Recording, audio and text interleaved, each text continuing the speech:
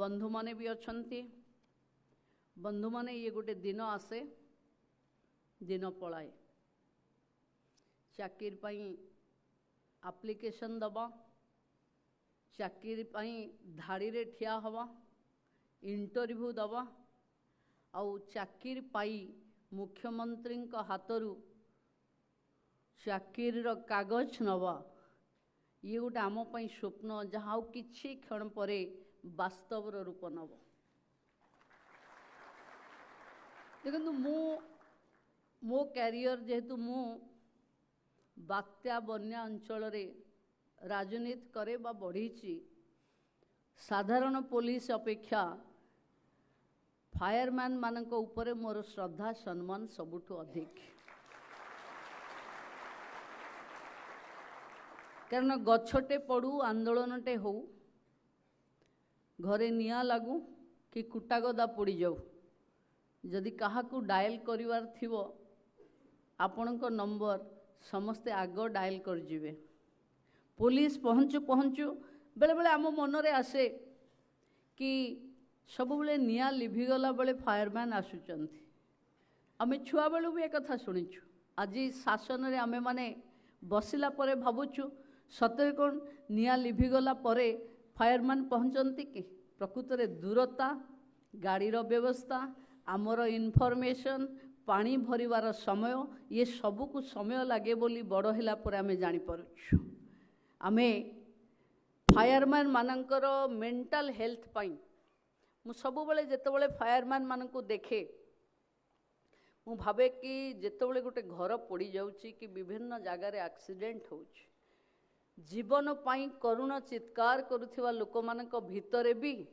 जे दायित्व निर्वाह करिवारे भूल करूनी सी ही योद्धा। तेणु आपण माने जो दायित्व नवा पाई आज सामना को आसीचंती मु तो माननीय मुख्यमंत्री को आगे गोटे छोटिया अभियोग रखिबी जेहेतु मु पूरा हॉल को देखिली सुधांशु बाबू को पचारिली जे फायरमैन रे जेंडर डेस्परिटी कहीं कहीं झील मान को भी जोठी सैन्य विभाग रे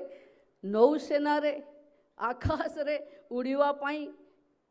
सबु जगार झील मान को सुजोग मिलानी आज फायरमैन टा इच्छाटिया भाव पुओ मान सेवा करिवार सुजोग रहिबा ठीक नुहे। तेणु भावुचे आग को निश्चिंत भावे एथिरे भी आमे झील मान को देखिबा पुणी थरे समस्त को उपमुख्यमंत्री भावे नुहे जड़े भूणी भावे मु जानी मोर थरे मु फायर मानकर गाड़ी रे बसी थी जो बात्यारे बन्यारे मो सामने गोटे साधारण डंगारे मोर किछि कार्यकर्ता जो माने प्रमुख कार्यकर्ता से माने रिलीफ नहीं कि जीवापाई बसी थिले ठीक से जगार डंगाटा उल्टी पड़ला आमे आम डंगारे स्थिर बसीचु साधारण लोकों डंगाटा उल्टी पड़ला मु देखिली से फायरमैन केवल गोटे आखिरे मत अनेले मु कहली एमती खाली हलई देली तो से आमको छाड़ी जो ढंगरे डेईकरी से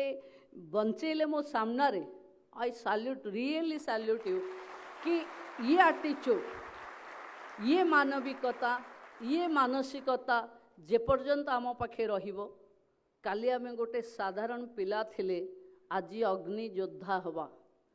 काली शह शह लोकंकर जीवन बंचेबा आम पाखे से पैशन अच्छी बोली आमे चाकरी को आसीचे पुणी थरे समस्तंकर भविष्यत उज्जवल हो ये ही कामना करी रहुची। वंदे मातरम। जय जगन्नाथ।